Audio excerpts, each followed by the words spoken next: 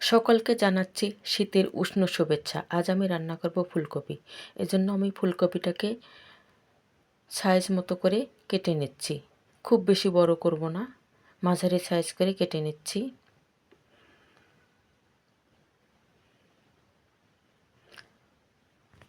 ফুলকপিটা প্রায় কাটা শেষ, এবার আমি ভালোভাবে ধুয়ে নেব।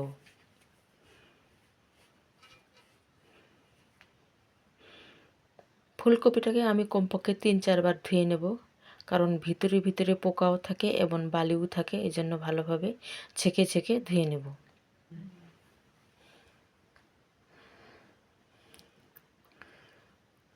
ফুলকপিটা প্রায় ধোয়া শেষ। এবার আমি ভাত রান্না করার জন্য চুলোর উপরে হাঁড়ি বসিয়ে দিয়েছি। আগের দিনের দাদি নানিরা হাঁড়ি পাতিল ধুয়ে পরিষ্কার করে রোদে শুকাতো। আমি রোদে শুকাতে পারি না, তাই আমি চুলোর উপর শুকাতে দিয়েছি।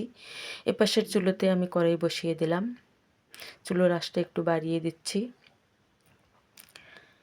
এবার আমি আগে থেকে কেটে রাখা মরিচ, পেঁয়াজ, রসুন দিয়ে দিলাম।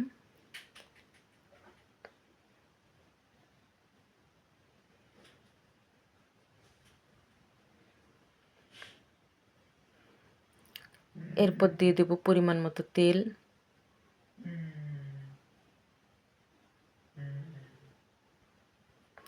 মশলাটাকে আমি হালকা ব্রাউন কালার করে ভেজে নেব। এজন্য আমি ভাজা কাটা দিয়ে বারবার নেড়ে চেড়ে দিচ্ছি। ব্রাউন কালার ভাজা হয়েছে। এবার একটু পানি দিয়ে দিব যাতে মশলাটা পুড়ে বা লেগে না যায়। পানি দেওয়ার কারণে ধোঁয়া উঠছে। আমি একটু নেড়ে চেড়ে দেবো। এরপর আমি দিয়ে দেব পরিমাণ মতো হলুদ গুঁড়ো, মরিচের গুঁড়ো, ধনে গুঁড়ো, স্বাদ মতো লবণ,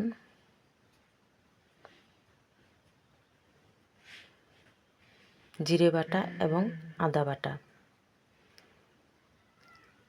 আমি আবারও মশলাগুলোকে ভালোভাবে কষিয়ে নেব। এবার আমি ফুলকপিটাকে ছেড়ে দেব।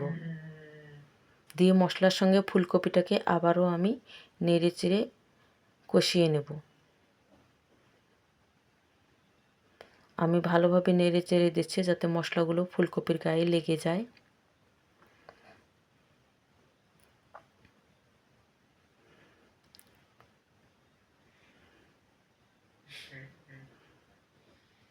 ফুলকপিটাকে একটু আমি ভালোভাবেই কষিয়ে নেব সময় নিয়ে।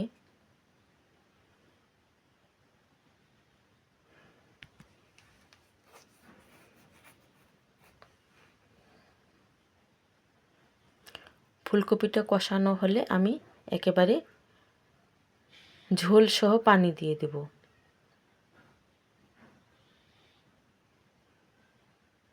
ফুলকপিটা কষানো হয়েছে, এবার আমি পানি দিয়ে দিচ্ছি পরিমাণ মতো, যাতে ফুলকপিটা সিদ্ধ হয় এবং একটু ঝোলও থাকে। আমি একটু নেড়ে চেড়ে দিলাম।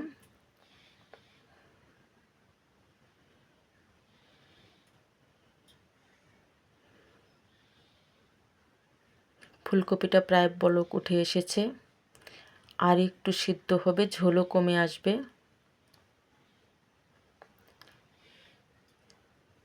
এই পাশের চুলোতে ভাত প্রায় হয়ে এসেছে। আমি ভাতের হাঁড়িটা নুসনি দিয়ে পরিষ্কার করে নেব।